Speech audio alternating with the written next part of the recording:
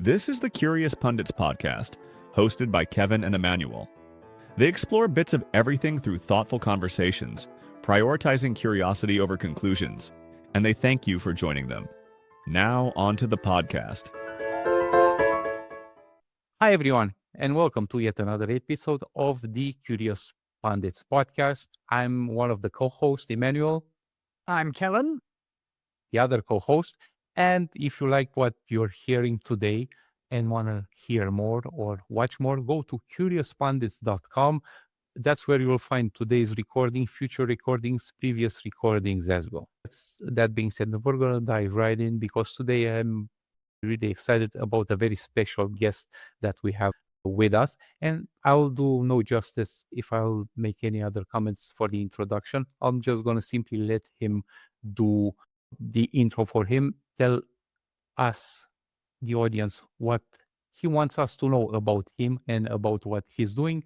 And as the podcast tagline is bits of everything, we're going to be covering a little bit about him. I like to joke with Kevin saying that because many topics are very controversial, and in order to avoid that, we reduced it to only two: religion and politics. So that being said, it's my pleasure and privilege to introduce today's Murray. He's also from Toronto. I know him personally. Welcome, Murray. Thank you. Who are you and what do you do? And why are you on this podcast? I'm nobody, but I have a lot of opinions. So I think that's the reason I'm on this podcast. I'm a Toronto boy who grew up here, went to school in the capital, studied economics, wanted to be a banker, but somehow ended up being a Silicon Valley entrepreneur. I was mentored by one of the founders of Microsoft, Steve Wood, and I went on to run a whole bunch of tech companies, including buying some very big platforms from Microsoft, before moving back to Canada, where I now live in my hometown. And I've run and build and fund tech companies. Platforms that we might have heard of?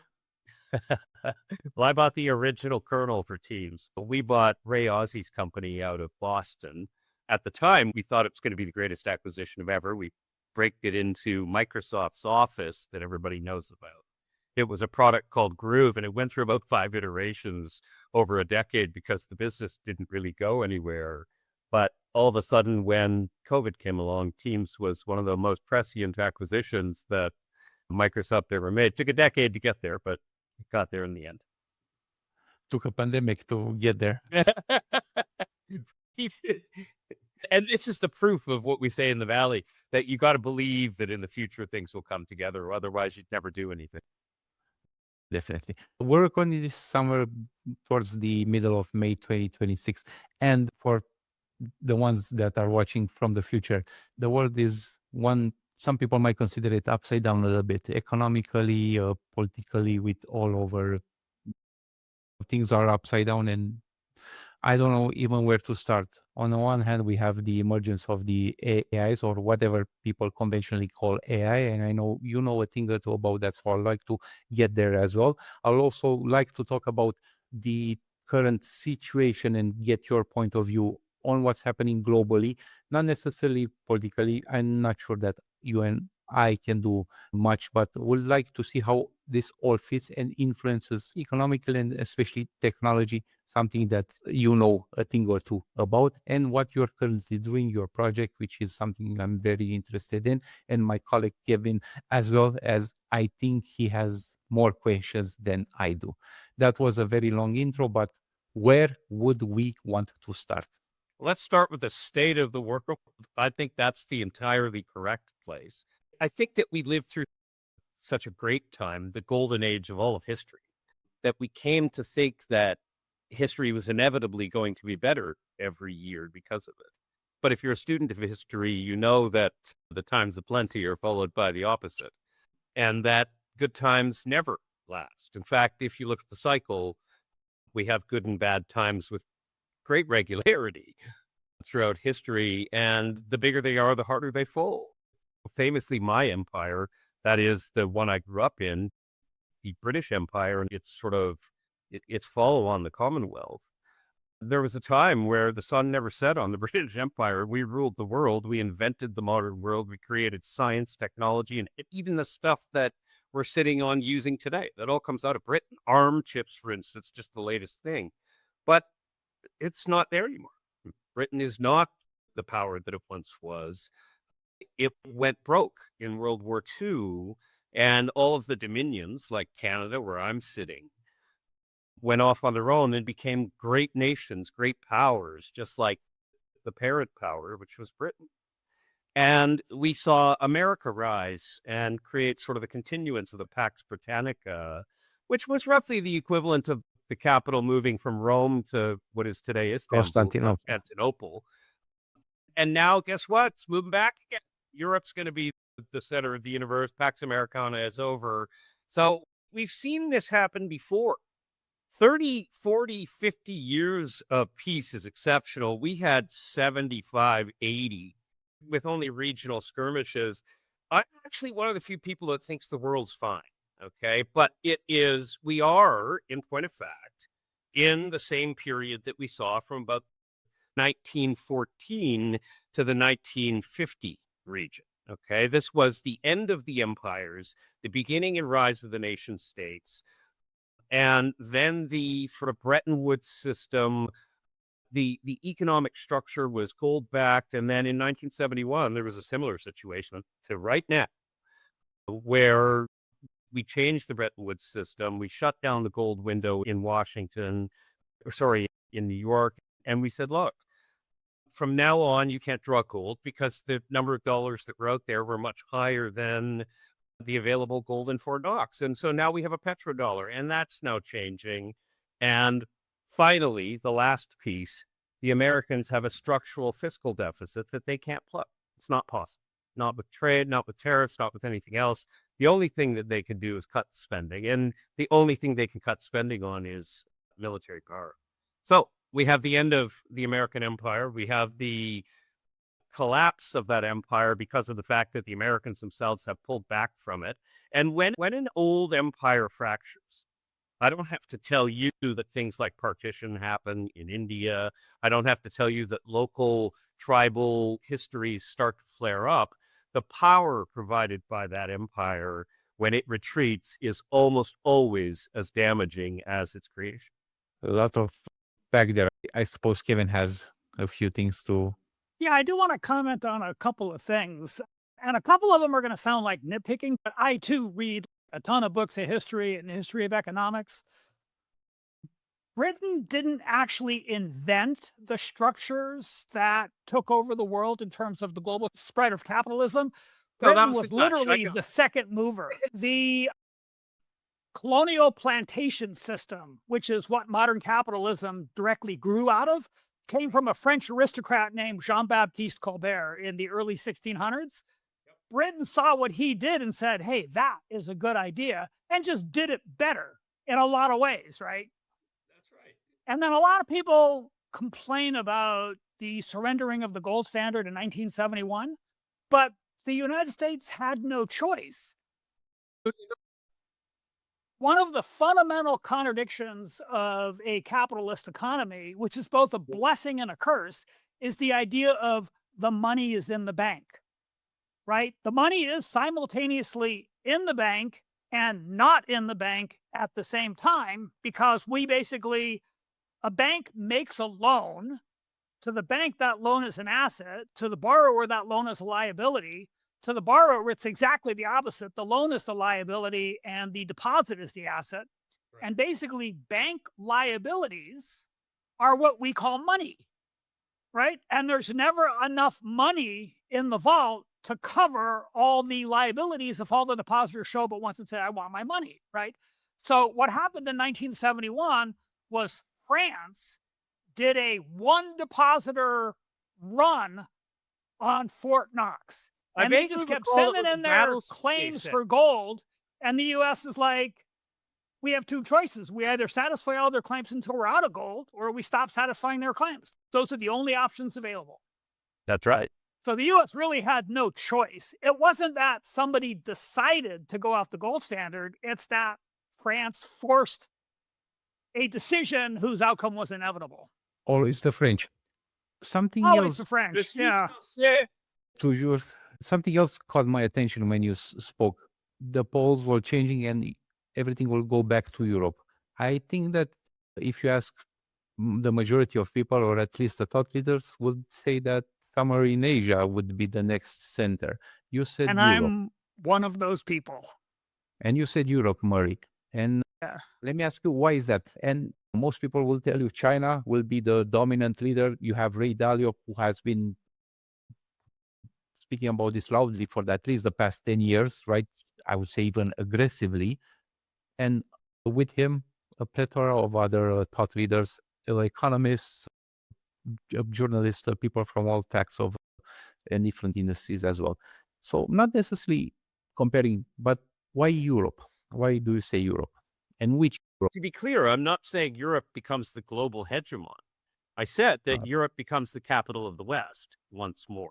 That's so there's probably a very true. big distinction between the idea that the capital moves around Rome, which is the metaphor I was using. It moved from Rome to, say, Constantinople, became Byzantium ultimately once the sort of Latin portion of the empire collapsed and only the Greek portion was left. That's where you get the Byzantine Empire.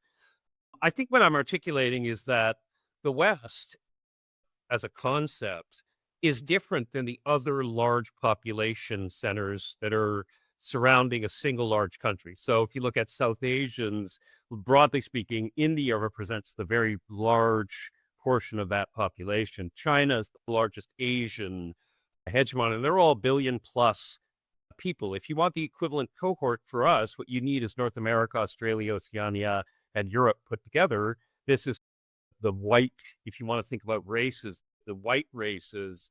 And the West was really what came out of the white race. And so, in theory, the West never had a single capital. It always had these sort of empire structures, these imperial structures.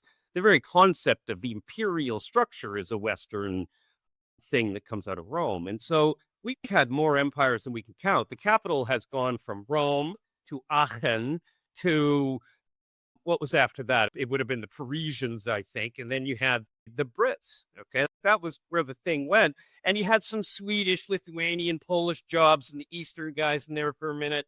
But largely speaking, the capital moved around Europe for, call it 1,000 years. Okay. And then all of a sudden, Europe was burned to the ground. Okay. And World War II, it was leveled. And when I say leveled, I mean nothing left. Okay. We literally carpet bombed Northern Europe into stones. Okay. And the capital moved to DC. That's how that capital moved. And most of the time when a capital moves, it's after it's been burned to the ground. Okay. So nobody voluntarily gives it up. The Brits, they had their capital burned to the ground and they had their financial system burned to the ground. And so Washington didn't win through conquest. Washington won just like Ottawa won because we were the only two capitals left on the planet outside of Canberra. And if you think about that structure, you were never going to have 300 million people rule over 750 million for very long, no matter how much more productive Americans are. The European Union is the economic, population, intellectual epicenter of the West, whether we like it or not. And this nonsense that, Silicon Valley and all this, look, we invented steam power and electricity in Britain, and within 30 years, it was everywhere, and we were irrelevant, and those industries are dead. So I don't ever want somebody to think because Silicon Valley, starting with the chip manufacturing at Bell Labs, say, moving to the West Coast, and then this flourishing that included my companies back in the 2000s, that is permanent in any way. There's no intellectual property in Silicon Valley that can be kept away. The genie's out of the bottle. That's it. Anybody can build technology now. When I was a dot farmer, there was a very unique set of things in the United States that allowed this to happen. The ancient network for DARPA. Okay, now we didn't have that anywhere else. And so you had to always go through May East and May West in the United States, old stuff. But we've distributed that architecture now. Okay, it's done. Americans are now competing with Chinese people who can build this stuff at 1/5 the cost, or Indians that do it from their bedrooms with a shitty internet connection, and they have every bit the capability that we do. And so what you end up with is not Europe becomes the hegemon globally, but we're entering something like the concert of Europe, where you don't have a single hyperpower like Britain or the United States. What you have now are once more competing empires. So this is 1870 to 1914 all over again. Okay. And by that, I mean it's going to be unstable. Europe will be one of the 4 or 5 poles in the world that wields the most power. And I have every belief that China will rise to be the equivalent of Europe in terms of economic power, but it won't be any more powerful than those groups at all. There's this, oh, China's going to overtake the US. Yeah, the US, not the West. Okay. And the West and the US are 2 very different things. I somehow missed when you said the capital of the West. I can't understand the capital of the behemoth.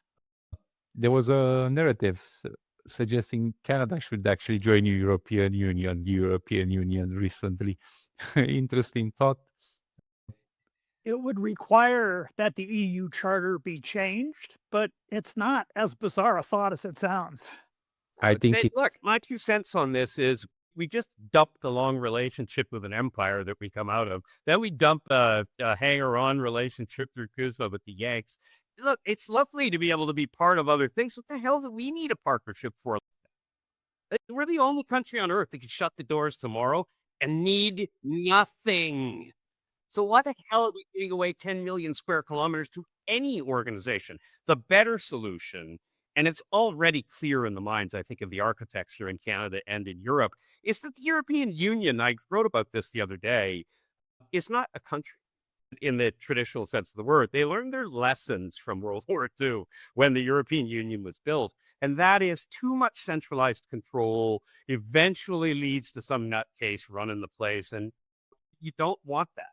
What you need is subnational release valves. And that's why the treaties of Rome, the treaties of Maastricht, which form the core of the European Union, are as loosely written as they are. The European Union has about 6 levels of integration. If you think about the sort of core group, and then you think about the non-Shenzhen, and then you think about the Euro, and you think about the security relationships and the security blankets. I don't think that Canada becoming a highly integrated partner of the EU is a bad idea. I think it's a terrific idea. So you have free trade here, and then you have full EU membership up here. But I don't see why Canada plus Europe is not a natural transatlantic partnership. Okay. What I see in the next 20 years is NATO's gone as a concept, but the headquarters in Brussels gets renamed and you take one flag down. It's as simple as that. You do some relationship for the finances, but Canada becomes baked into it the same way that NATO has its high command. I'm not sure that everybody realizes just how integrated NATO is. Okay. Whether the Yanks leave or not, nobody cares. It's not like it used to be where that would have been a major problem. Okay. AWACS, yeah, they've got those. That's terrific. They're made in Montreal now. Okay. So what do you need this for? You don't. Nuclear power? Oh, we got to deter the Russians? I don't have to tell you that the Ukrainians whooped Russia's ass, okay, in a way that is not funny. And I don't think that I'm too afraid of Putin and gang and his broken down golf carts of weapons. All right. That's number 1. Number 2, we'll send the Ukrainians after him and he'll run. Okay. Bye. Actually, you've brought up what I think is a really significant point in terms of the way things are changing. Because, yeah, Ukraine is really holding their own against the superior force of Russia.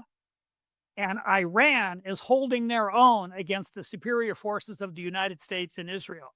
That's right. Buzzword being thrown around is asymmetric warfare. But basically, the damage that the Ukrainians and the Iranians have been able to do with relatively inexpensive drones and ballistic missiles has completely changed, in my opinion, geopolitics on a go-forward basis. Everyone's talking about okay. What's that? It's like the longbow. Yeah, very much. Everyone keeps talking about Iran, and they're sure they have them. But if there's one thing we've learned from this recent war, is that they don't need it. They can just use inexpensive drones and ballistic missiles and suddenly choke off 20% of the global production of oil. Yep. At You know, will. if you think about the structure of war historically, where empires have been flattened and thrown away, or where change has happened, it always happens like that. Okay, you think the big bad guy's coming to get you, and all of a sudden the little guy beats his ass. This is the story that comes out of our Bible. Okay, David versus Goliath. Mhm. Now, the mistake people make is they think that David was an idiot, small kid. This is how people interpret this. It's lucky that he won. What they don't know about that story is that David was a calculating son of a bitch, okay? And he knew exactly how to beat Goliath's ass. It's called leverage, all right? That's it. Small guys, you put them in a corner, you're done. And empires should listen to the risks of history. Never pick a fight with somebody who is existentially threatened, because if you lose the credibility of the empire. But if they win, they become a great power. And if they lose, it just doesn't matter. They're the little guy fighting for good and country. Arguably, The United States and all of these groups are now facing these Davids that are frankly embarrassing. but Persia, I would argue, is not really a David. When I look at Persia personally, I don't see Iran. I see Persia and its history and whatever it means, and it's as big and it's been more influential throughout the world, throughout history, than United States has been. It's just that we're more contemporary with that. The keyword was there. Speaking of the current affair over there and choking the oil prices, that inevitably will drive up some major consequences economically around the world, not just in North America or in that part of the world. What are those? What are we to expect? Short term, long term? And again, I'm in Canada. So as you said, Murray, not just shutting off the borders and leave, but also live fairly decent, live fairly well. Because somebody was saying to me, yeah, but China can starve themselves a lot because they're used to. Yes, okay, I understand that, but we won't be starving. Obviously, we won't be probably consuming that much either, but Canada, it's a place that really has everything that we need. So what short-term and long-term should we expect? Yeah, so it's probably the most important question that we can answer about this whole affair. I'm brought back to the 70s again, the crisis we talked about in Bretton Woods, 1971, I think was the gold window with Nixon. That was also the last time we had a major oil crisis, okay? And back then, I want people to remember that oil and gas products were the lion's share of the energy of the world. You're talking about almost 100%, okay, of generating capacities. Pre-nuclear, you've only had one or two plants. Hydro was just coming online a little bit. You had most of your energy, whether it was transport or airplanes or manufacturing, all this run by those. And so the oil impact back then, the oil crisis back then, in my opinion, contrary to a lot of pundits today, I think was much worse, because it touched absolutely every portion of a human's life in a way that the market back then was unable to respond to, okay? Now, that was a very different world than today, okay? There were only 8 or 9 manufacturing countries then. The rest of them bought stuff and sold stuff into those countries. It was almost a mercantile structure globally in terms of trade. And today, one of the beautiful things that we have that didn't exist then is we roughly now have 60 to 80 really good trading countries in the 200 or so countries that exist in the world, giving us diversification against any of these shocks, okay? And so if you look at the impacts that you've had on the metrics like market or the rest of these things, the markets are not afraid of this as an oil shock. They don't care, as a matter of fact. The oil companies are facing a bit of a problem because they have costs that go up. People in manufacturing say, mice from Microsoft buying the plastic, buying the oil for this stuff, they pay a little bit more, but then they'll source their chips from a different country. They'll balance out their supply chains. And we do it in real time, thanks to the internet. It took weeks and months to make a change like that in the old days. Before you even knew something bad was happening, it was weeks before you got good data, even in the 70s where telephones were everywhere. But today, capitalism is so efficient because of the internet that I really don't even care about the oil shock in the short term. But I will say this: I come out of the working class, okay, and I will say that if there is going to be a problem, it's going to be that there's a certain group of people in society for whom an extra $100 a month is catastrophic, okay? And I want to be clear on this point. There is no revolution. There is no destabilization of the planet. This Iran, Hormuz, who cares? Okay. But for democracies, this is a major issue when you're talking about the portability of votes. And so we're going to have a vote Canada the next couple of years. And depending on how prices play out here, depending on how unemployment plays out here, that lower quintile, the lower two quintiles of people in the country are going to get pretty pissed off pretty damn quick. And so the good news is I think governments have woken up to the idea that you got to stop that. So now governments, including the most recent Liberal government here in Canada with Mark Carney at its head, they're sending out checks, $2,000, $1,000. They're making square the people who have no money. And as a consequence, I'm not worried. And this may sound like, oh, no big deal, but I actually think this is no big deal. The issue is not that. In my estimation, the issue is, does this, in addition to Ukraine, provide opportunity for a third theater to open up in the Pacific? It's the one we're all Taiwan. concerned about that will inevitably reflect Now, that in. would be a crisis. 90% of high-end chips block, I'd really start to worry, okay? Oil, I could care less. There is an aspect of the oil shock that could be a really big deal relatively soon, and we have to wait and see how it pans out.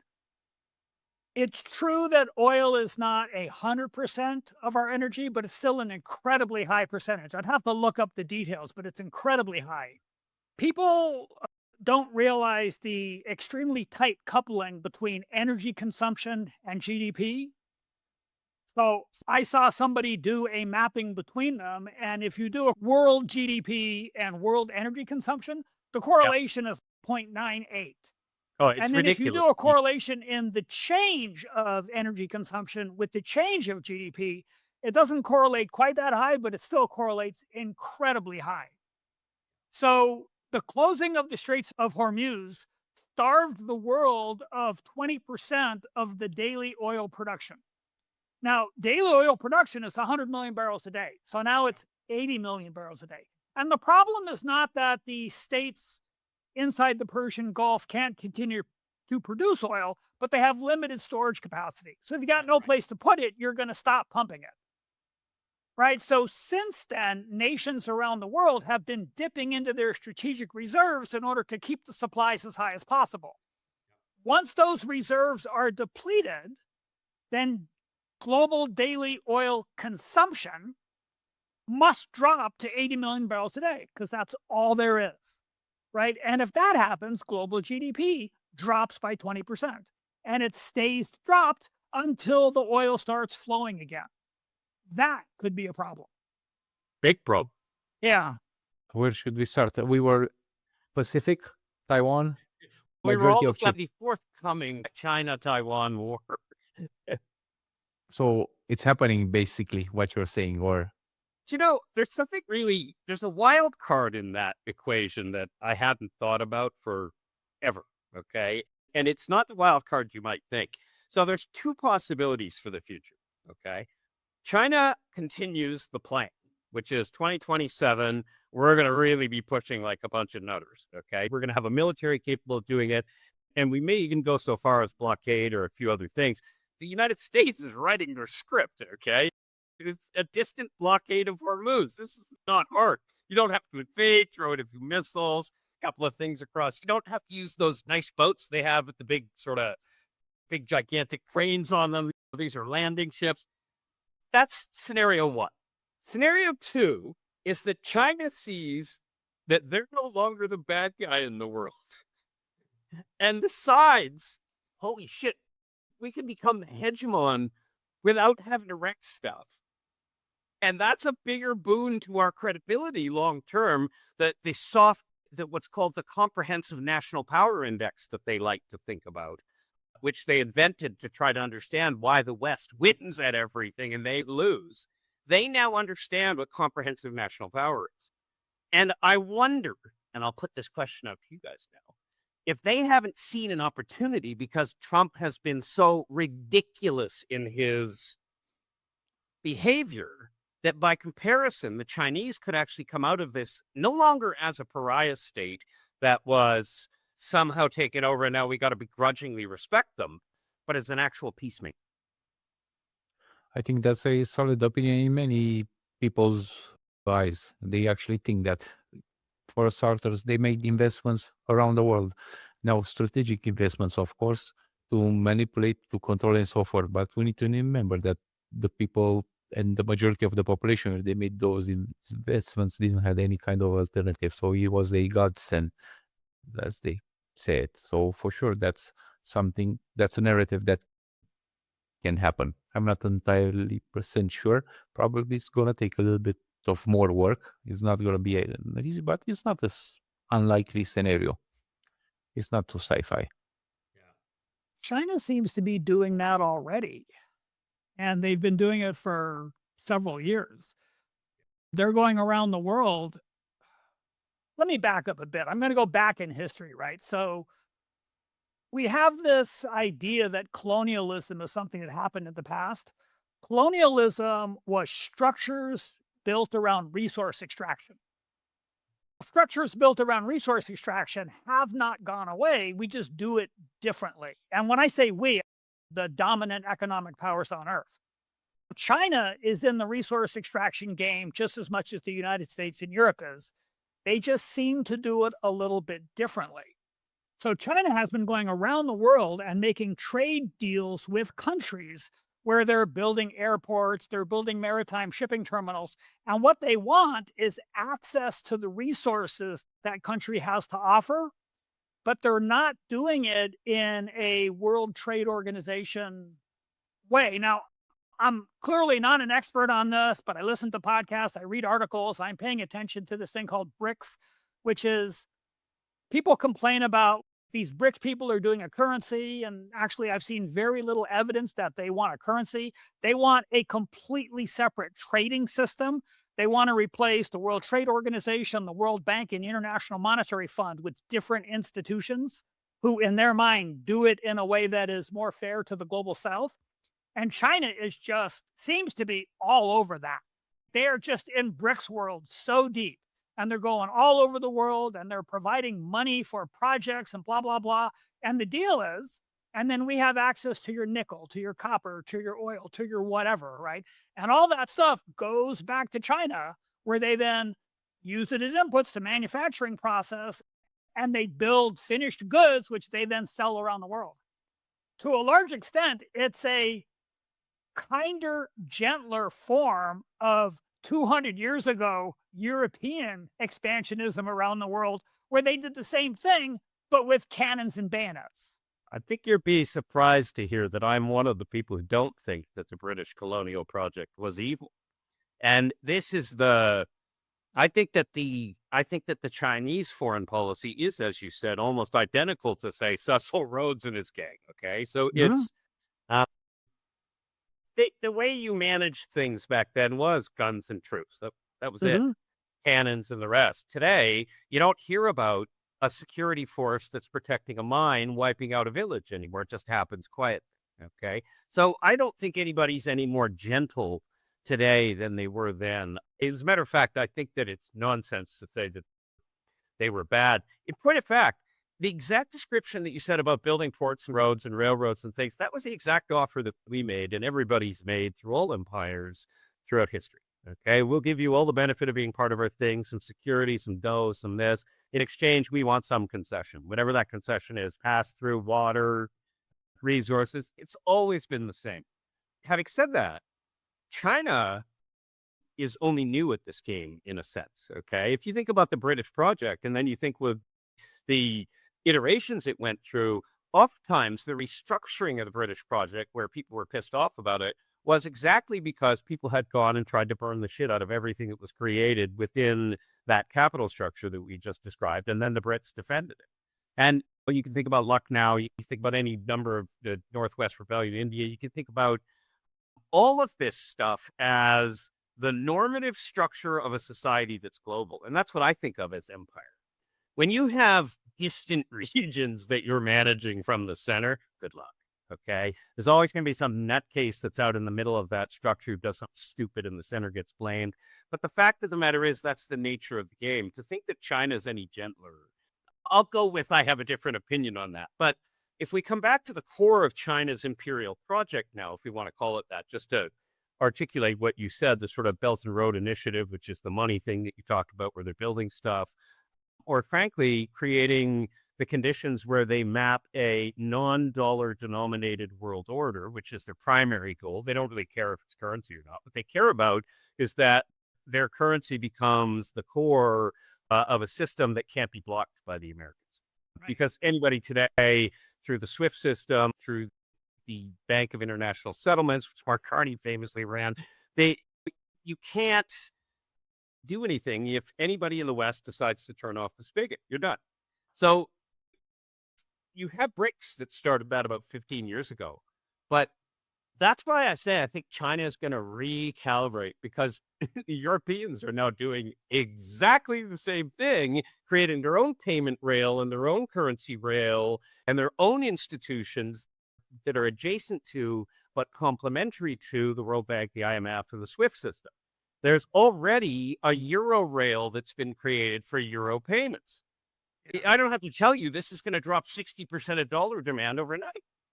And so here's what BRICS plus Euro pay, if I could just call it that for fun.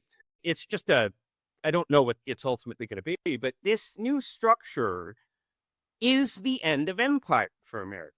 And by that, the currency is no longer a currency where they can print ad infinitum without inflation. That's the kind of definition I'm working with. This is why Nixon pulled off the gold standard, because otherwise inflation was coming. And if he didn't do that, they would have had no control. And so the theory behind this now is, I think we've seen that a hegemonically managed world eventually leads to the old adage, the power corrupts and absolute power corrupts absolutely. And so DC is now seen, even by people in Ottawa, Brussels, Berlin, Paris, and London, as a weird place now, okay? It's not a place you go to do business. It's not a place where you go to, that deal you signed, we're not too sure if that's bankable. I'm not sure we'd recognize that deal just yet from an accounting standpoint. That's a problem. Okay. And if China just sits back and quietly says, we're moving away from this Taiwan thing, you will have countries embrace them today in a way that will force them to choose to be part of that international community, because of the fact that international community will wipe them out if you touch our damn chips. Okay. There's the incentive. For what it's worth, one of the podcasts I listened to was called the Odd Lots podcast. And the most recent episode I listened to was a guest who had just written a book about the China-Taiwan relationship. So I'm relaying his opinion in this. And he says China will never relinquish their claim on Taiwan. They view that as an unresolved issue in the Chinese Civil War. It is. However, according to this guy, his prediction is they will never initiate armed aggression against Taiwan because of what you just said. They recognize the damage they would do, not just to the global economy, but to themselves if they were to do so. So his prediction is, and he framed this as, this is just how they do it, is slow, methodical, patient, economic coercion until Taiwan one day democratically decides to rejoin China. Now, the problem with that is that the people in Taiwan who might democratically vote to do that saw what happened to the people in Hong Kong when they did that. And he says, so that may have set the process back by 100 years, but they'll just wait it out, right? They will. But it's a society that's 8,000, 9,000 years old and counting, okay? When we think about North America, even Emanuel from Europe, he's where all our history comes from, okay? The idea is that I think that because America's behavior has been so bad, China has less incentive to mess around with Taiwan. And I'll point out that Taiwan and China are functionally the same country, but they're two halves of a civil war that is not over. Okay, the Kuomintang famously went to Formosa, set up shop, and eventually that became Taiwan after Nixon went to China and said, okay, we're going to give the PRC the seat at the UN. and you, Taiwan, you'll hang out. We'll do a special relationship, give you money, dough, and defense. Okay. That old structure. I don't think anybody disagrees that there's one country, okay, between these two places. Nobody, not even the West, disagrees with that. The only question is, can you settle the matter with war or not? So long as it's peaceful, nobody cares. But if it goes to war, until now, there's been this sort of concept that the West invades. This is the last theater of World War II, just to be clear, okay? Very important to understand. The war started in China, World War II, and it's going to finish in China.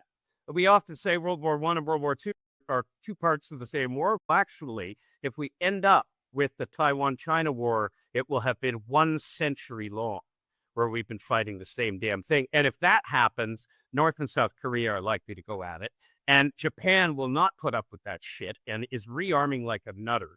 I think the prediction is stability, at least for the foreseeable future, because there's enough deterrence power in Asia now to keep China from saying this is a better outcome. And more than that, all they have to do is sit back and be quiet, because America's embarrassing themselves. And when America embarrasses themselves, people become very tolerant of a trading nation that wants to buy your stuff, but they don't have democracy, okay? No, all right, how much oil do you want? My question is, and again, a nice segue into the technology segment of where I'm interested in. You said currency. What about the emergence of the, for lack of a better word, independent or the digital currencies that tend to manifest? First of all, we have all the countries right now are issuing digital currencies in one form or the other. That's one thing, right? Yep. The centralized digital currencies, that's just another method. But where does this, and we're talking specifically about blockchain, specifically about Bitcoin, where does this play in all this? Because one, to produce these, you need a enormous amount of energy to do this. And also, if we noticed, whenever ships want to pass by through this Hormuz string, apparently the payment and the scams, but also the real payments are happening not in gold and not in silver and not in US dollars, but in Bitcoin, which is a highly volatile currency. Actually, I was reading an article. That's not exactly what's happening. Apparently, what the Iranians said is, we will accept a variety of forms of payment. We will not accept US dollars. And then they had a negotiation like, what have you got? And the guy's, I got yen, I got rubles, I got Bitcoin. And they're like, okay, I'll take that, I'll take that, I'll take that, right? So it's not just cryptocurrency. Cryptocurrency is something they will accept, but the only requirement is it cannot be US dollars. Republic credits? Republic credits? We need something more real out here in the outer rim. Okay? No, I don't know if you're a Star Wars PC fan or points. not, but PC points. We have here in Canada President's Choice points, like the supermarket. You buy something and you get PC points, right? And you get discounts. So maybe they'll accept that, anything that's not US dollars, right? But let's do a little realistically, history on what a currency is. Okay? Currency is an agreement between people that a medium of exchange has value. Okay? Canada, before we had the Canadian dollar, we had playing cards with stamps on it, okay? Or in other places, a bag of salt, cheese. okay? But Or there was saffron, or currencies come and go. We had one dominant currency at the end of the World War II, and because the original dominant currency, which stopped being dominant during World War II, was the British pound. 90% of all international transactions settled in British pounds, okay? By the end of World War II, none. Very simple. Okay, all American dollars, because Bretton Woods, and this wasn't Bretton Woods right away, but it was the only currency left and eventually formalized into the serpentine Bretton Woods. Okay, so we know that a currency has everything to do with the geopolitics of the time. All right, the Deutschmark was a very powerful currency in 1913. Okay, you could get a pound for 20 Deutschmarks then, and by the end of 1918, it was 45,000 Deutschmarks to 1 pound. And there's no difference. All right. It's just, do you accept it or not? So what the Iranians did, because all oil contracts were priced in American dollars prior to Iran's announcement, all of them, okay? Now, you broke that. Now, oil contracts are priced in whoever's buying it currencies. The Chinese are using this as an opportunity to say, oh, my currency is not convertible? Go f you. Okay, that's what they're doing. Now their currency is totally convertible because of the fact that anybody will accept it. So you know what's going to come next? Banks are going to want to start to accept it. And they're going to start to lobby the U.S. government, the European government, say, look, renminbi, we need to get the RMB to be able to be traded. The Americans screwed us. Let's now open up that market. The WTO, who cares? We create our own trading block. It's just what's happening. Okay, you're getting multiple trading blocks, multiple legal system, multiple payment rails, multiple distribution structures, multiple no single point of failure in currency, in trade, in resource availability. And the further we go down this road, the less dependent we are on hegemons. And so hegemons, I'm not fussed. I don't really care. What I care about is your country set up to flourish in this new structure. And I got to tell you something. In that new world, there's one country that stands above all others in its ability to adapt. Okay? And I live in it. And I think all of us are in Canada right now, if I'm not mistaken. But or actually, is one of us down in Alabama? Arkansas. Arkansas. Sorry, not too far. Okay, so down in Arkansas, North America in general can shut the door and not care. Okay? Look, we just approved another pipeline to the States. Why? Because we fight in public, but in private, we're like, shut up. Don't tell anybody, okay? That's how it is in North America. Okay? Our biggest customer for oil now, US. The biggest customer after the new trade deal, US. Nothing's going to change. And Canada is going to put pipes east, west, and north now, and we're going to sell everything we've got because the environmental nonsense is over. We got back to the business of being an exporting state with everything everybody wants. Now, because of that fact, the United States as a hegemon goes away. But this is not, as people have been saying, America's end. There's nothing further from the truth than this. What's going to happen is America's not going to have the headache of having to manage the China zone, and they're not going to have the headache of managing the European zone. They can take care of themselves now because they're no longer broken, flattened. Okay, and so America will remain the richest and most powerful country in the world. But there's only 330 million Americans, and that's the limitation. Okay, without empire, the reach is not the same. Now it becomes one in a concert of, say, 3 or 4 different organizations that are of that scale and have that kind of influence. And so the euro, if you look at settlements today, you're probably, prior to this nonsense, you probably had $1 in $10 were settled in euro versus $9 in $10 that were settled in dollars. And now you're starting to knock on 60% for American dollars. It's a huge change, okay? And that's reflective that it's not a reflection that dollars bad. It's a reflection that the international demand for dollars is dropping. And so this is what killed our empire. When the pound was no longer demanded, do you know what our problem was? We had a mountain of debt bigger than the Americans will ever have, okay? We were into the 230, 250% range after World War II from a GDP standpoint. The Americans are, what are you guys at, $1.30 or something max? It's a nothing burger. I'd have to look it up. It's a nothing burger. But if it keeps up and you end up at a 200% level, then you lose the wealth too, just like the BRICS did. Okay, they lost empire and local wealth all at once. And so the Americans' best job right now is to lean in on their technical dominance, lean in on their cultural dominance, and lead into their trade. And in the meantime, try to balance their books. And through hook or crook, Trump's going to do it, okay?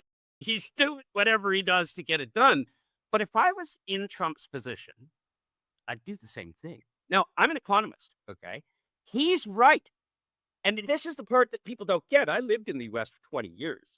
I don't think people understand how shitty it is to be a working class person in America and having paid the price for all of the wealth that was created in that country, okay? The trading relationship replaced the working class American who was doing very well in the 60s and the 70s with something of an underclass, okay? And it's the Chinese and the Filipinos and everybody else that got those manufacturing jobs that are now middle class, okay? Rolling in their BYDs and their whatever.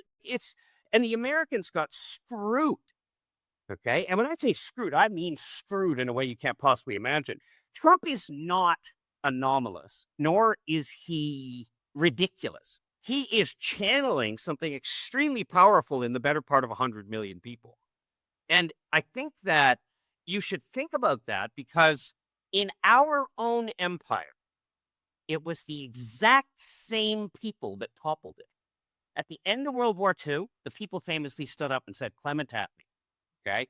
Clement Attlee, prime minister, not the hero Churchill. Okay.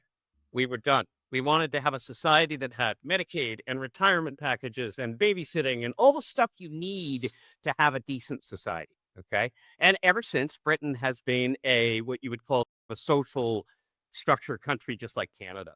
And you're going to see that as empire comes down, you're going to see the American people step up and demand, I'll call a New Deal, to use sort of the FDR parlance, but a stronger New Deal that includes health, that includes universality to a lot of these things. And that's going to be the price of empire that's going to finally say, I'm not going to spend more on military than I spend on people. Be a civil war that will eventually lead to these demands, or will it be peaceful? It's going to be very peaceful. And the reason it's going to be peaceful is because I'm building it. Okay. So the idea that kind of a revolution isn't peaceful, I think it's old hat. It was peaceful in Britain too.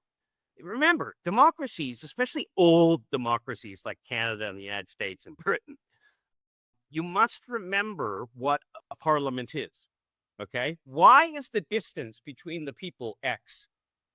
It's exactly the distance of two swords. Okay.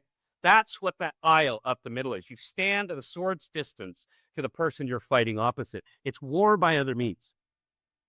This is really important. So I have great faith that Britain, America, Canada, France, all of the European democracies will all find their way without devolving into the old Civil War, say, that the United States or Britain famously had 1,000 times.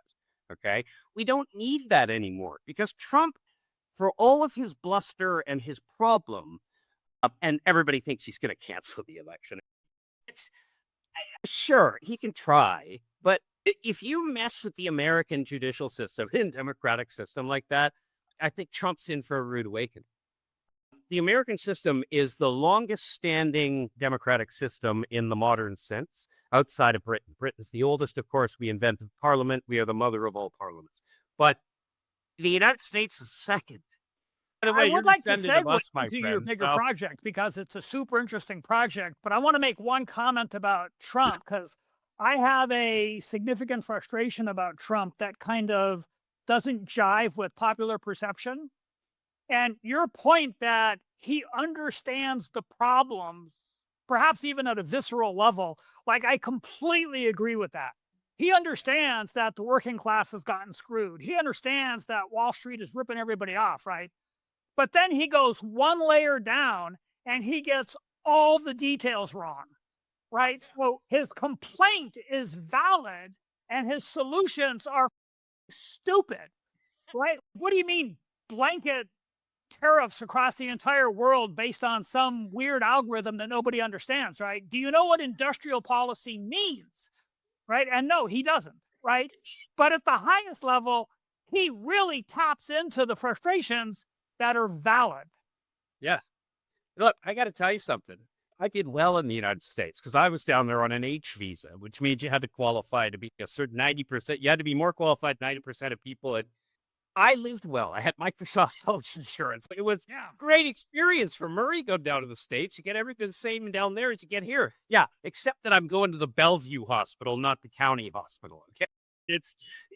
And you don't realize this until you grow up a bit and you're not in your 20s and self-involved.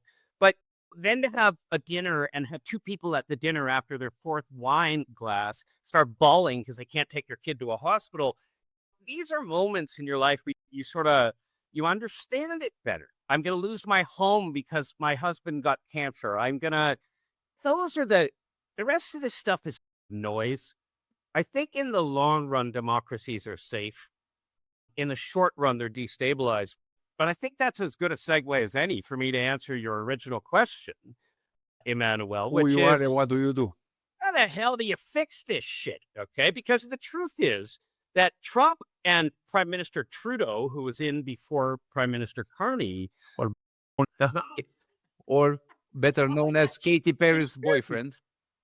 Can The I one make dating one Kid quick interjection for viewers and listeners? Please. Murray is here because of what we're about to talk about.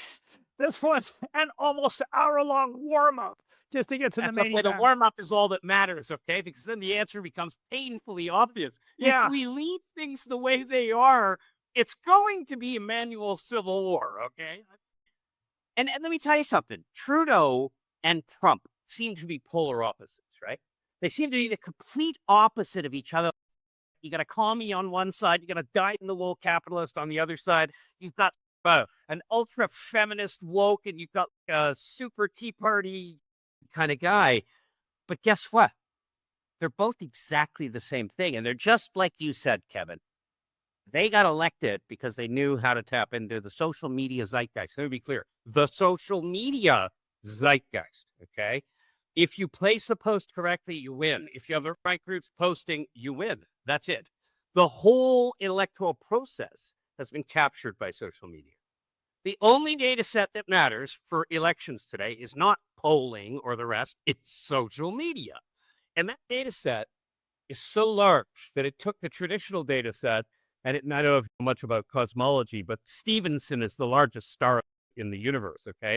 It's 50 times the size of 130 astronomical units out to the Oort cloud. You could see it in the galaxy if you were looking at the galaxy as a whole. And it's so big and so ridiculous that everything else doesn't matter. Now, just like that, social media is so big and outshines everything else that all of the other stuff, like the executive power, the legislative power, the just power, the media, like TV, like newspapers, like websites, it's all a rounding error in what's called the share of voice.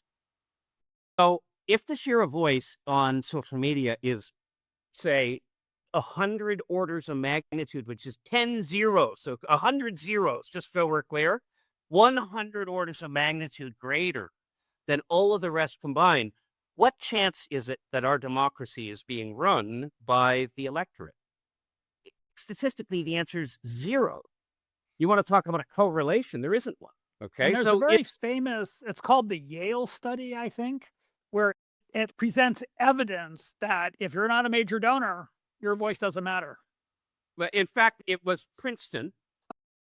Yeah, it was Princeton, and it said specifically that if you had 100% of people's support and you had 0% of people's support, the probability that you would get anything passed is the same, 30%. If you had a lobbyist or you were rich and you were influential, 66%. And these are completely independent of each other, meaning that the people removed from the equation changes nothing in the answer, okay? And so, Kevin, you're nailing it. So here's the short version, and I have a paper coming out on this subject that quantifies the size of the fifth estate. So I'm not just speaking out of my ear here. Define the fifth estate. I call it the fifth estate. That's the social internet, okay? The fifth estate. So the first estate, executive. The second estate is the judicial. The legislative is the third. Media is the fourth. These are the order of arrival, by the way. Yeah. Okay, so Magna Carta gave us the common law, which is the judicial. The printing press gave us the sort of media groups. And then finally, the civil wars in Britain gave us parliament, or in your case, you might like the French. Or apparently there was some other Viking group up in the Norse that you were into a little bit. They were doing parliaments, and then I claimed the Greeks. But in essence, what we're saying is those three things that run our countries, the three co-equal branches of government that we all learn about on how a bill becomes law, it has effectively been replaced by social media. Montesquieu. Do you know that day? Do you know there was a party here in Ontario that ran a campaign and did no door knocking, ground games, or signs, and still did as well as they did in the prior election? So their primary tool was social media? Only social media. Is it the liberal? And it was the first time I'd ever seen it in practice, right? Now, my paper quantifies the issue at several hundreds of orders of magnitude greater influence from social media in voter, what's called, the scholarly sector is called agenda setting. If you want to go and look this up, agenda setting is how the government determines what they're going to fight. Okay. And right now, the number one determinant for what the government is going to fight over is what is trending on social media. Okay. Literally. But it also means, to your point, and this, Kevin, was a very prescient point you made, is that also means that incompetent politicians are now the favored politicians because we're not interested in people who do stuff or are competent or good fiduciaries or great people to manage an asset that's worth $100 trillion like Canada. Okay. We've got a $3.5 trillion economy. You would say a country's worth 100x on its total wealth. The United States is a $35 trillion economy. It's worth 100 times that in terms of market cap. You think about sending somebody in there to manage it, you would think you'd want competence, okay? But instead, we get Trump and Trudeau. I don't have to tell you that neither of these people are what you would consider the geniuses. Now, Mark Carney we happen to have gotten a genius out of this, okay? Yeah, you Smartest really man in dodged the the world. bullet on that one. I don't know how the hell that happened, but it was like, I was so delighted that fear finally switched people in Canada to choosing somebody who's not an idiot. Okay. Yeah. Really. And I think the same's going to happen in America as that pressure starts to be applied to it. We have a bad economic situation combined with the Chinese are coming. So if you think about back to the old, the Russians are coming and all this sort of stuff. Americans, they have a lot of patience for bullshit, but when they're done, they're done. And they switch like that in terms of politics. I watched it happen from the 2000s to the 2015s, where we read through that whole Tea Party was an anomaly. And by the end of it, you ended up with Trump. And so it happens fast. And I think this idea that countries are so rich and hegemonically powerful that they can hire idiots, it's just like it's a tree that prints money. I think we realize that's not necessarily guaranteed. And I think you're going to see that the sovereign of the nation of America and every other one for that matter, they're going to start to tend towards the Carneys of the world. Okay. Competent leadership again.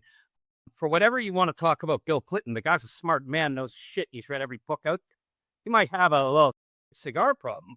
The idea is that he knows he was a competent person, whether you were a Democrat or not. George Herbert Walker Bush was a bloody genius, okay? And the man was a statesman that knew more about the world than almost anybody alive, okay? Even George W. Bush, by comparison to what we have now today. And when I was living in the United States, you have to understand that George W. Bush was largely loved at first and then hated by the end, okay? But he was competent. And I don't mean competent in the Carney sense necessarily, but by comparison to the Trump world, he was reasonably competent, okay? Different variations on it. We started hiring fools. And the reason we started hiring fools, and I don't just mean America, all of Europe, all of Canada, all of North America, in fact, other places as well, because it no longer mattered who was in charge. We're the bosses of the planet. Nobody's with us. Do we really care? Why are we spending so much money on government? What's a missile? Missiles. Let's have peace everywhere. Kumbaya. This was the dumb of the 60s all over again. Okay. And what you ended up with is government policies that have torn it apart. The cause is human stupidity. Now, the solution is fixing human stupidity. And that's what Citizen does. So all of this stuff behind me right there, that's my sort of Citizen wall, right? I'm in my office right now, and this is what I do all day long. But the truth of the matter is that if you actually quantify who the people are, we have a fundamental problem making democracy direct, and that is that people aren't the brightest bulbs, okay? And I don't mean that they're dumb. They don't have the time to do the work to be able to understand what they need to understand, to be able to give an articulate or even understand an articulate position or give informed consent on any subject. My job through Citizen is to turn absolutely every voter into somebody capable of giving informed consent on every issue every day through their phone, period. And the way I achieve that is it turns out that AI is really good at deciding if somebody's dumb or smart and telling them what they need to hear so they can give informed consent. You don't believe me? Do jury systems work? Yeah, they do. And it's the same structure. The juries are not Mensa members. They're average people from average neighborhoods, and they largely get picked by two lawyers that are in opposition to each other trying to get the best deal for whoever, whatever. But Nobody disrespects the jury, least of all the defendant. Okay, this is important. You're talking life and death. You're talking about bankruptcy or not. And we respect the 12-person mandate because we know it's a controlled environment. Citizen, 1 hour in, you just introduced the name Citizen. We're after 1 hour mark. We are not constrained by time, but we should navigate towards We the should get off end. that. And you mentioned Citizen. What's Citizen exactly? You mentioned, but Yeah. So Citizen is the response to the last hour. Okay. Imagine the last hour represents the last 40 years. All right. We've had technology that has, frankly, irrevocably altered the landscape. Okay. We used to manage village idiocy by keeping the village idiot in the village. But now they can find each other online and create village idiot cities. And therein lies the problem of the internet. Okay. The internet, while it connected 8 billion people, it also connected various quality of 8 billion people inside of that. Not everybody is a quality person. Not everybody wants good relations. Some people just want to see the place burn. And so you have that human element on the internet that created the 4chan and the Reddit, and this sort of subculture that was really goofy thing. But then something happened. Up to that point, 2012, everything was fine. Okay. We had some algorithms that were treating people badly, but it was still humans behind. Okay. Now we have fake humans behind social media. And by and large, about 60 or 70% of accounts on social media are fake. Okay.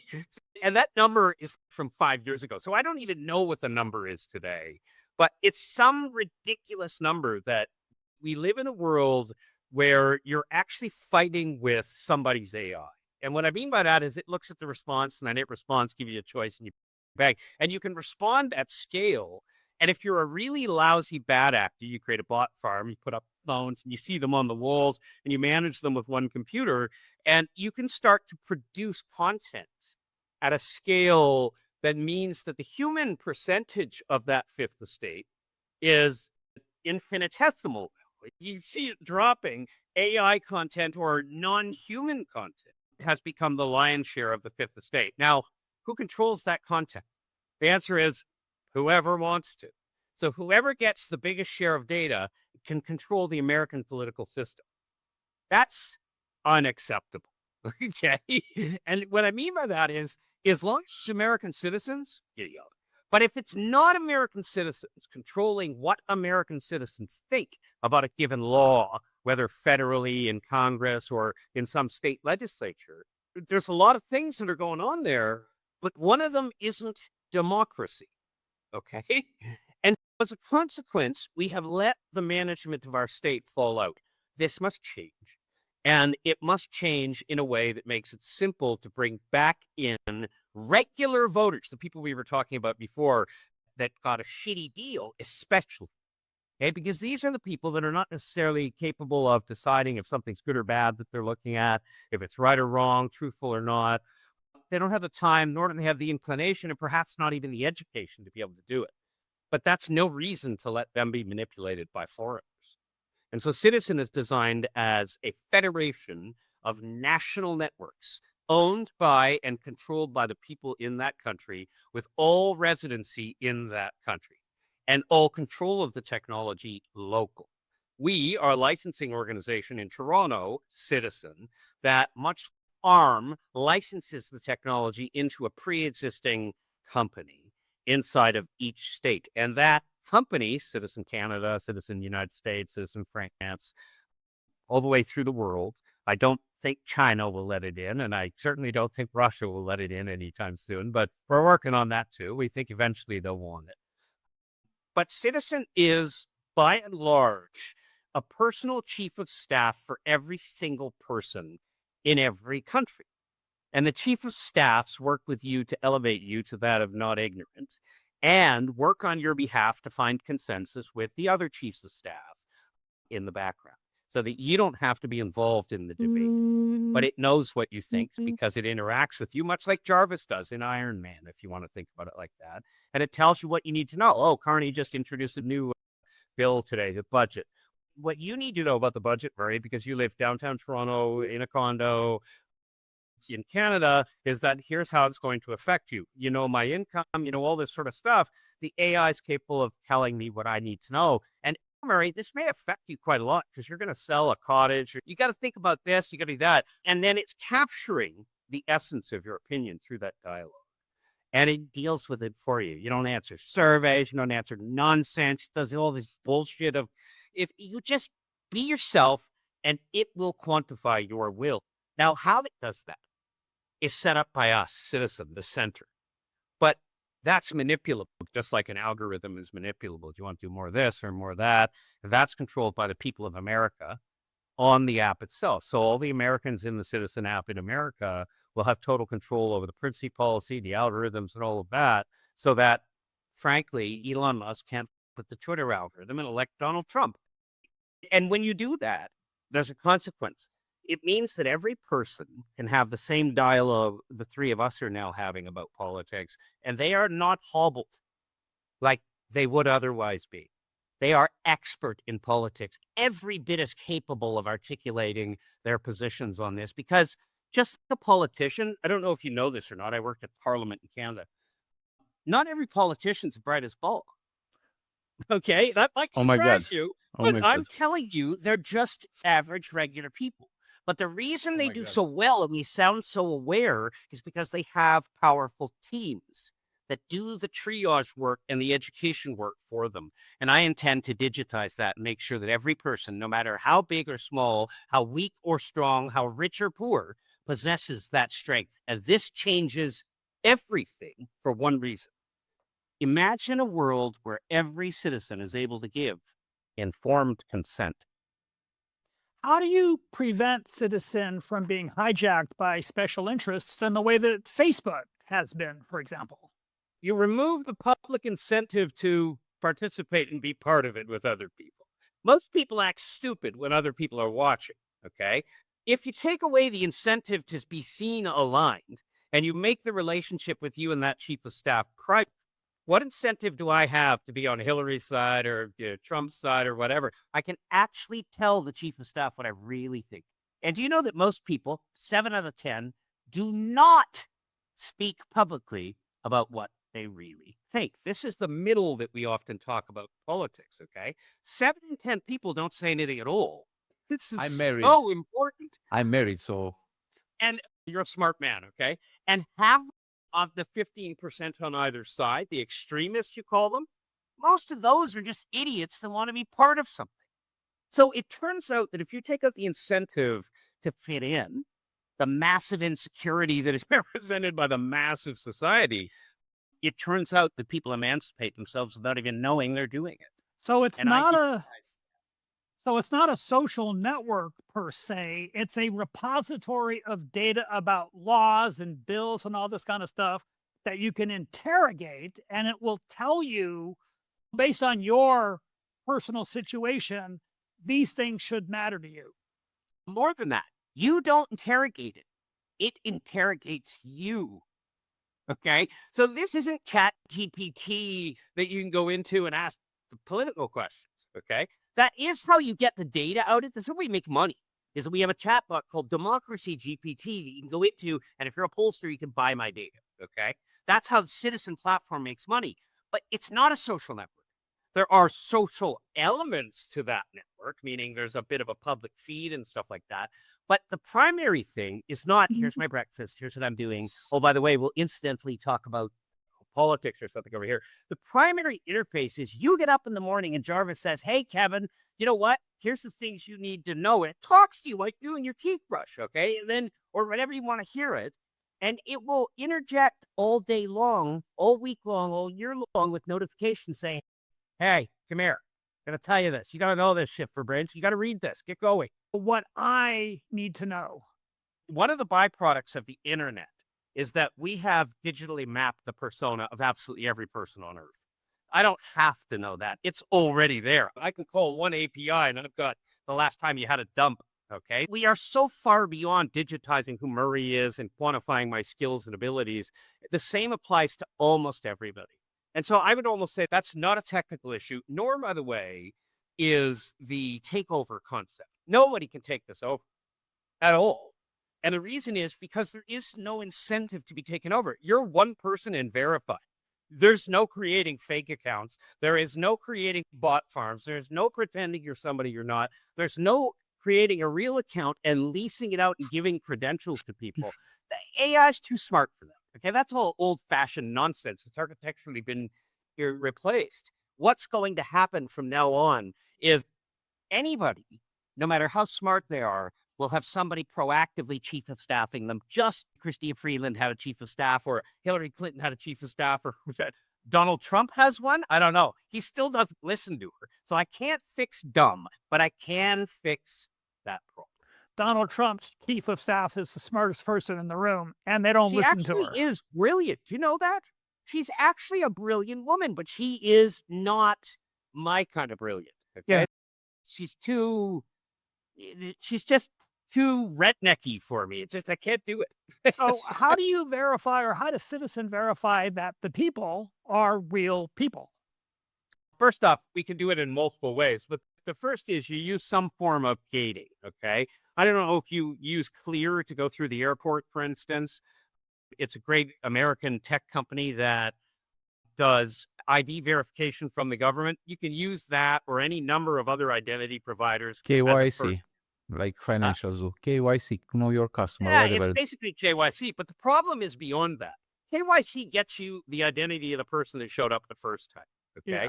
But it doesn't guarantee that person is there as you go on. And that's done algorithmically, okay? So what we do is on the balance of probabilities, just like your credit card, if you go to Aruba all of a sudden, instead of being in Arkansas, they're going to start to say, what the hell are you doing in Aruba? You never go there. You're usually in Grand Cayman, okay? And so if you're in Aruba, not Grand Cayman, they usually say, call us, okay, to get the transaction approved. We're not doing that. I'm just using that as a metaphor. Yeah, I for get the we can idea. Yeah. exception people out of the system, and then we can put them through a battery of tests. We can do all kinds of stuff to make sure that bot farms and nonsense like that doesn't come up. But the most important thing we can do is we can localize the system in such a way that it doesn't exist outside of a geographic boundary. And when you do that, meaning Citizen Canada is a physical institution in Canada, there's no using, say, a phone from the United States. Okay? You don't have a local phone and an address, and we can prove it over and over again. Oh, and on the internet, all your socials and everything, which we will check. Okay? On the balanced probabilities, we will continuously evaluate what the cookie sphere says you're doing. And if you're not who you say you are, you will lose access to that system in about 5 seconds. Okay? And you'll have to prove it to get back in. And initially, that's a problem. But once you become Facebook, if you lose Facebook today, people freak out. So you get to the point where it makes a behavior modification in people. They aim to keep it good, just like your credit score. I wanted to say that to an extent, you might call it a digital consciousness of yours. That's kind of like it helps you come up with to the right conclusions on your own, asking why this, why that. Hopefully, will that be a fair statement, or at least It's a very accurate statement. The whole point is, it turns out the psychology of people is pretty fucked up. If you stick them in a room with 3 or 4 people, they don't have any opinions. People like me have opinions, okay? Always. On my own, independent, auto-energizer bunny. But do you know how many people think that's crazy? Okay? Oh, the guy's nuts. He has opinions. It turns out that if you remove that social component and you have a good relationship over time of trust between you and that AI, people will unload everything. And they would tell you things that they will never tell anything else. And so the theory goes that it is like having a little angel on your shoulder going, hey, stupid, stop being an idiot, okay? But wake up. This is dumb. And then you got the bad guy. Oh, do it. It's a digital consciousness that says, and more than that, it's going to score your stuff, okay? So let's say you're going to post something. It's going to say, hey, dum-dum, do you know that if you post that, you look like an idiot for these reasons? And people are not going to want to look like idiots. I'm telling you something. You need to have a system that will really educate people properly. And because it's based on trust and privacy, it doesn't matter.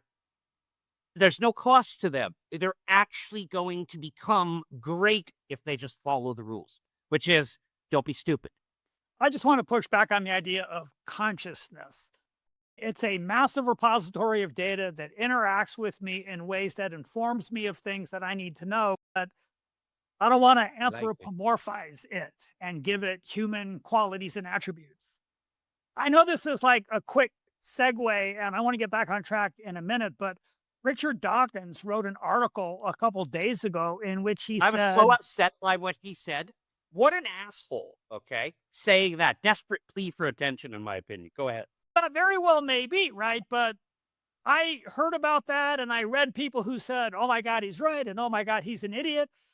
And I can't help but wondering if he's just trolling us as a joke. As I understand it, I have not read the article, but I've watched a lot of people talk about it. He basically said, we created a Turing test that basically said, if a computer can fool us in the following ways, it must be conscious. This computer fooled us in the following ways, therefore it must be conscious.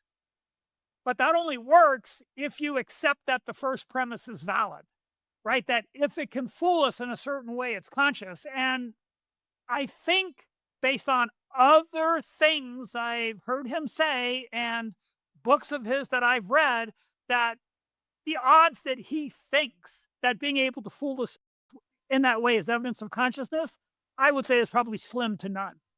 I would say that it's evidence of dementia, okay? So it very well could be. He's like 85. Now, let me be clear. The Turing test, okay, that he's speaking of, yeah, has already been debunked, okay, by anybody in computer science. Repeatedly. Okay? So the Turing test is bullshit, okay? It's pop culture psychology nonsense. So yes, by that standard, sure, AI is conscious.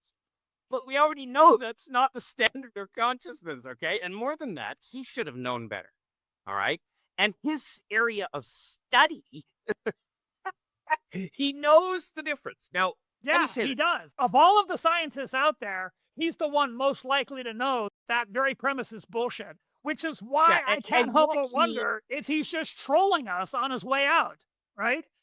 I don't think it's trolling. What is the greatest incentive for the fifth estate, which is social media? Attention. Attention. How do you measure attention as a man who has a public persona? Used to be sell tickets to your talks or sell a book. Nowadays, get likes and get clicks and get shares and dude isn't trolling. Dude's selling books. And get 3 dudes talk about him in a podcast. Maybe he is selling books. Yeah, that's here at this table that Richard Dawkins has modified his expertise at the altar of attention. And somehow we don't think politicians are doing that? Yeah, good point. Therein lies the core problem that Citizn solves once and for all. Because you know what Citizn would tell me once Richard Dawkins did that shit? And it won't be like Facebook. It says every time the word climate shows up, it fucking gives you this blur. It'll actually say, Kevin, you know that stupid thing you read? Yeah, dude's a nutter, okay? And everything he's ever said discounts this, and yet he's doing it. He's a nutter. Stop listening to him. And guess what? You probably stop listening to him. Yeah. So many things. things. This is how we correct the world. The problem isn't that poor people or working class people are stupid. The problem is that they don't have the time, energy, or inclination, or perhaps the knowledge to make an appropriate decision. We solve all of those issues, and we give them the value they should have as the owners of our respective countries.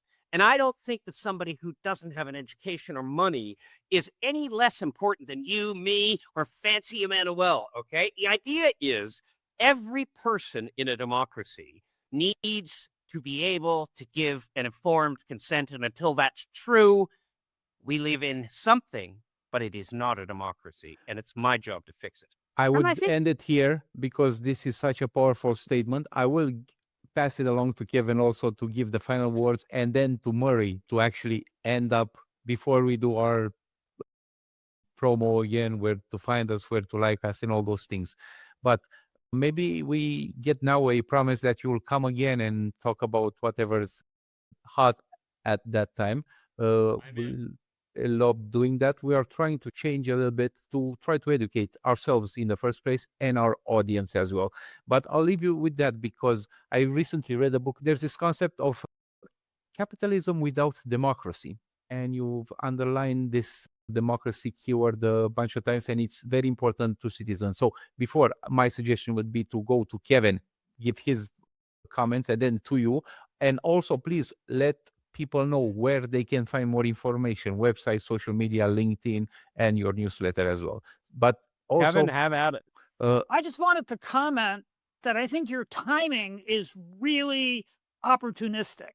In the last election in the United Kingdom, a plumber in Manchester won a seat in Parliament. Like a working class person who, in her acceptance speech, apologized to her customers. Says, I know you've booked work, but I'm not going to be able to make it because I'm going to Parliament, right? I'm in Westminster. Right now, in the state of Maine, an oyster farmer just beat, if I understand it correctly, just beat the sitting governor in the Democratic primary and is currently polling 40 points ahead of the incumbent Republican senator, right? An oyster farmer. The guy he has run for political office like on the local planning board and stuff, and he went straight from that to a Senate race, and he's probably going to win, right? People are ready to move past the bullshit. Yeah. People are desperate. And I'm going to close with that because I think, Kevin, you summarized it. We are too smart with the Library of Alexandria in our pockets, okay? Mhm. We know just enough to know that we're being bullshitted all day long by Yeah. politicians of all stripes in all countries, okay? This is not a U.S. issue. We got the same nutters up here, okay? It's the same deal. The point is, we're also smart enough to know the difference now, but we don't yet have the tool to control it. And that tool's coming, okay? It's coming fast and it's coming furious. And I'll tell you something. I do agree with you that the timing is right. Now, I'll say this for my shareholders that have been waiting 5 years, they think that it's been a long road, okay? But you're entirely correct. This is just the time it takes to build these companies. Bill Gross in Silicon Valley, one of the most prolific investors that built what you would call the dot-com era, famously says almost everything in a corporation's success is tied to timing. Forget the people, forget the idea, forget the capital, that's table stakes, okay? Timing is everything. And when you see politics pissing people off to this degree and they're going on social media and expressing it, this is the populace crying out for expression and to be heard, and we're going to give them that power, and we're going to return the power to the people where it bloody well belongs, because no single group of 300 or 400 people has the power to dictate anything in a democracy while I have breath in me. And I think that's maybe a great segue for me to say thank you for having me on, gentlemen. And Thank you for we're going to coming. put links to your website and to your newsletter, but just briefly, where can people find you? Just Google Citizen, spell the... Yeah, the only thing you need to know nowadays is that Citizen has no E in it, okay? Citizn. Go look it up on Google. You'll find thousands of entries, videos, books, pages. And look for us to be coming out in Canada either end of this year or the beginning of next, and concurrently launching in the United States. These are two very easy things for us to do here in North America, but the natural next step will then be Europe and the Asians. We're going to put links in the description. In the meantime, CuriousPundits.com is the website where you'll find this episode, future episodes, previous episodes. We also have links to all the platforms that you might like to listen to podcasts, audio or video, from YouTube, Apple, Spotify. I don't know if Google Podcasts, I think that's not around anymore, but I think they're done now. yeah. But if it's an app, most likely we're there. Let us know what you like, what you didn't like. If we got anything wrong, because we might get some dates and some facts wrong, please correct us as well. Until the next time, when Murray might be a guest as well. And I really hope, because we haven't touched technology that much. We haven't touched AI and LLMs, and we haven't touched quantum. And you and I had some serious conversation on that aspect. And I truly think that most people should actually get that information. You gave the best definition of what AI is right now when you compare that with a non-character NPC. Non-player character. Yes, an NPC If you essentially. played video games, you've been using AI since the 80s, okay? It's And you would like, and because my opinion, you have all those like pixelated characters, and whenever you ask for medical advice, you remember, would you ask that guy for the medical advice? So I think you share that in a conversation or a podcast. So thank you for that. CuriousPundits.com. Until the next time, my name is Emanuel. My name is Kevin. Thank you for listening. Thank you for listening to this episode. If you like the podcast, please like, subscribe, and tell others. Visit CuriousPundits.com to learn more, and stay tuned for the next episode.